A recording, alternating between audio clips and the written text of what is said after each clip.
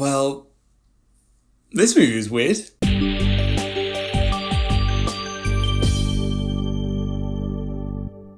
Hypnotic. Not gonna lie, kind of went into this one blind, didn't watch a single trailer. All I knew is that it was directed by Robert Rodriguez, and I like Alita Battle Angel, Sin City's great, and also Spy Kids. Great movie, man. And I'm gonna die on that hill, you know what? It also has Ben Affleck, as well as William Fichtner, and I've not seen him in anything absolutely ages. I think he's a great actor. This film is really a show of two halves though. The story is this hard-boiled detective who's lost his daughter and now must track this criminal who's related to his daughter's disappearance. But the criminal is a hypnotic, which essentially means he uses hypnosis to make anyone do whatever he wants them to do. Cool enough concept, but good lord, the story sucked. I genuinely thought this was done by ChatGPT or something. It was just so generic and nothing was really adding up. Like, for example, William Fletcher's character, who plays the villain, he was just popping up in like random scenes and it just made no sense how he was getting away or how he was getting there. Straight away we knew the villain was using hypnosis to get away with his crimes, but it took Ben Affleck like 30 minutes to come to that realization. And the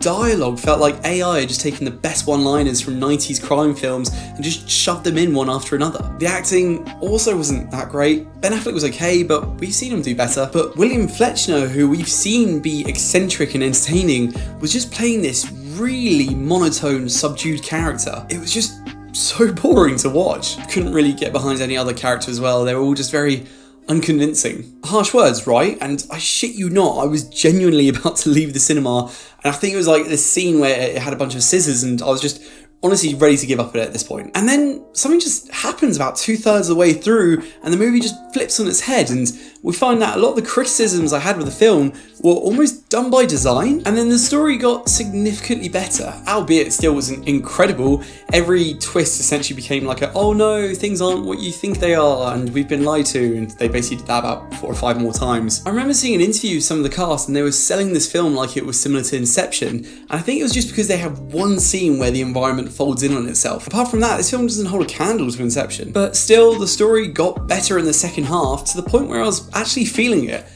The dialogue and the acting though, still didn't really get much better. And then the end of the film kind of just happens. It happens very abruptly and there's not really an explanation as to why the main character gets to the place he got to when it's been proven to us that he's falling for the same mistakes over and over again. Really trying not to spoil it for you guys still. And so if one half of the film is super generic and poor, but the second half of the film is much better, does that average it out into just a average movie?